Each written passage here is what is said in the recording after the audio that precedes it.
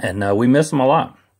So we hope that you'll be able to check this out if you hadn't already, because these are our heroes, definitely from Shelby, North Carolina, or Luke was, and I definitely recommend checking this album out. It's worth a try. And moving on to number 3, this is Life of Agony, River Runs Red. This album here, I've met one of my best friends because of this band. I'll show it to you. As you can see, I've got a Life of Agony tattoo on my wrist right there. And I was walking out from work one night, and I just started at my job, and this guy said, "Is that a Life of Agony tattoo?" And it shocked me that somebody said that, because I didn't know anybody that knew who Life of Agony was where I worked. They just listened to mainly top 40 stuff. So I was shocked that somebody said that, and turned around, started talking to the guy. We ended up being best buddies. Here we are, and let's see, that was 1998. And here we are in 2018. So, yeah, I've been friends 20 years now. So, and it's because of this album. But it's such a good album, Life of Agony. I'd never heard anything like this. I mean, Keith Caputo's voice, which he's Mina Caputo now, he transitioned to a lady. And but I'd never heard anything like this in my life. His voice was so powerful. He's a short guy, and then he get up on stage, and you would think he was like a giant. I mean, this giant voice came out of him, and just good lyrics, excellent band. You got top-notch guitar player, top-notch bass player, drums. Not a weak link in the band either. I mean, you had good songs that just opens up with This Time, goes right into Underground. I mean, this album is relentless. It just beats you down. I mean, it's so good. And just such a really good hardcore album.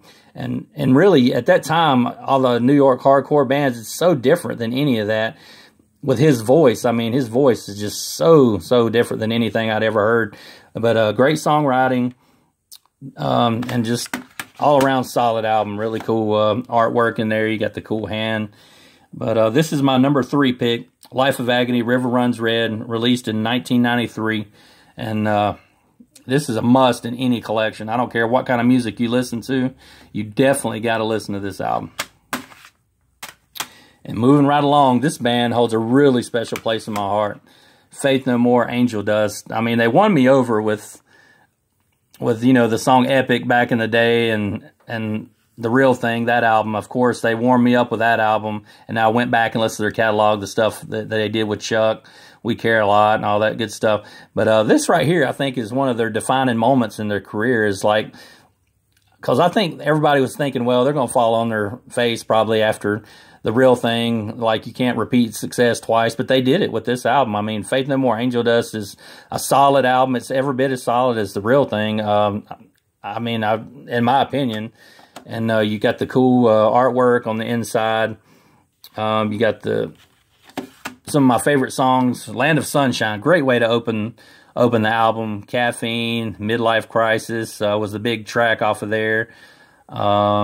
Everything Is Wrong, Be Aggressive, A Small Victory. That was a great video. And it's just a really good album. I mean, you can't really point out any like songs on here that's not good at all. But this is my number 2 pick, Faith No More, Angel Dust from 1992. And with Mike Patton singing, any band that he's in is just like magnificent. I can't say enough about Mike Patton. I just love him and love everything that he's done. Such a talented songwriter, just a creative genius. And the whole band is just really good. I finally got to see him in 2015 in Atlanta, Georgia, when they released Soul Invictus. I never got to see him because my parents back then, they wouldn't let me go to concerts and stuff in the 80s and everything. But once I got older, made my own money, moved out, like I said, it wasn't no problem. So in 2015, I finally got to see them because they didn't play a lot in our area, and then they hadn't been together either. They were like on hiatus. So it was just a magical day. Really good band. The crowd was into it. They were so pumped up. They did several cuts off of this album. So yeah, this is my number 2 pick, Faith No More, Angel Dust from 1992. Number 1 is a band that will always be special to me. Just their singer, he just wrote such prolific lyrics, and just can't say enough about him. It's such a tragedy that he passed away and left us so soon. But my number one pick is Allison Chains' Dirt from 1992. And I'll give you a little history about me and this band. When I first heard them, I heard them on the Facelift album, of course. And I just thought that was a phenomenal album. I mean, Man in the Box, Love, Hate, Love. I mean, Bleed the Freak. Just had so many good songs. But and then Sap, of course, that was really good, their EP. But when this album came out, it just, I don't know, it just really spoke to me. Like I'd be driving back and forth to work. I just worked at a little restaurant, had got my first car, first cassette deck in it. So I would listen to this cassette nonstop. And I mean, this album just really, really spoke to me, and I just can't say enough about it. It said everything I was feeling at the time, all the emotions that he felt, I felt. Granted, I didn't take drugs or anything like that, and a lot of the songs on that here are about drugs and stuff and drug addiction, but I didn't have that problem. But like some of the other topics he touches on in the album, I definitely could relate to and everything. Like I said before, I loved the hair metal bands and the whole party image. That was cool, but that wasn't me. I was more like these guys. I could just relate to their message and how they felt and everything, and their style. I could just relate to it so much better. But this album, it opens up with Them Bones, and then Damn That River, and then you go Sick Man, Rooster, Dirt, Angry Chair, Wood. Oh gosh, Wood is such I can't say how much I love this song. It's just infinite how much I love this song. Wood was also on the single soundtrack, and I watched that movie just because I knew Allison Chains was going to be on the soundtrack, and they were in the film. And Allison Chains, I got to see them. I was lucky. I got to see them 2 times with Lane. I saw them open up for Ozzy Osbourne on the No More Tours. He was supposed to be retiring, Ozzy was, and Allison Chains opened up for him. And I was like, well, I'll probably never get to see him again. Well, fast forward to 1993, Lollapalooza. They co-headlined that year. They were the second to the last band to play. And I got to the show early that morning at Lollapalooza. It was my first big show. I'd been to, like I said, the Sabotage show, the club show, but this was like my first festival show, I guess you would say. It was Lollapalooza 93. I'd heard about it. I always wanted to go. A lot of kids from school were going. We had graduated and everything, so I was so pumped and so excited. And got up there. The show started off with Rage Against the Machine, then Tool, just all legendary bands. I'd waited up there, and I was about probably 15 rows back, but every time each band would play, like another row, it seemed like people would go get water, go to the restroom. And by the time Allison Chains hit the stage, I was front row center. And I was so pumped. I was so hot. Back then, I could take a lot more punishment. I hadn't drank any water all day. I hadn't had anything to eat, and it was late in the evening. And I know when it came time for them, it was a curtain up over the stage, and when it dropped, there was like a net, and Lane was up on the net, and they started the set out with Damn That River. And it was just like I was fresh, like I had just walked out onto the field. I mean, they did not stop from start to finish. I mean, it was just an onslaught of song after song. I mean, I can't explain how good that show was. I can't put into words how phenomenal that show was and how it made me feel. I mean, just seeing Lane up there with the wraparound glasses on, you know, he always wore his wraparound sunglasses, always put that foot up on the monitor and would sing. He was just so soulful and just would sing his heart out. And he did Wood, did all those songs, Man in the Box, Rooster, I think was the video at the time that they were promoting.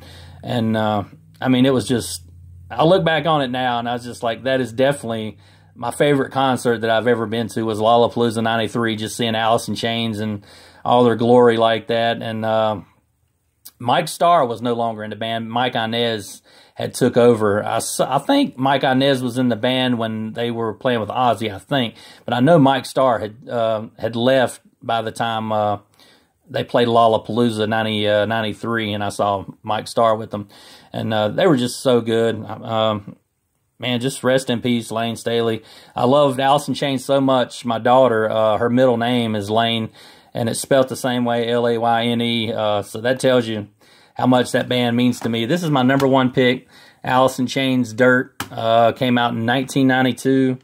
And like I said, Lane was found dead in 2002. Or was it 2001? From a I guess they'd said it was a drug overdose. And it was just really sad to hear that. I remember just feeling really, really sad and empty inside when I heard about that. And it was just such a loss to music. I mean, because not only did he have, you know, Allison Chains, he did Mad Season, you know, had the song River of Deceit, which was really good. And, I mean, Artificial Red, I Don't Know Anything was more hits off of that. And after this album, you know, they had, they also did Jar of Flies, and then they had then the self-titled Allison Chains album came out that had Grind and Again and all those good songs. And yeah, I just really really miss him, and I miss his hearing his music. And Allison Chains is still good now. Their singer that they have now, he's really good, William. You can tell the lyrics aren't there. The music's still the same, but the lyrics aren't what they were when Lane was writing. But I'm just so glad that they're still going. I mean, I think they do a great job. And but like I said, it's hard to replace Lane. That's one of those singers. He only comes along like once in a lifetime. So, I mean, it's kind of hard to replace somebody like that. But they're doing the best they can, and it sounds amazing. And I'm glad they're still going. I've bought their new albums, and it's just good stuff. But this is my #1 pick for the decade, the 90s decade, Allison Chains Dirt from 1992. So, like I said, that's my top 20 list of the 1990s. So I hope you enjoyed. Thanks for watching. And make sure to leave comments at the below saying whether you like the list or you don't agree with it. Or let me just, if you want to, leave your list, whatever you think you like from the 90s. Thanks for watching.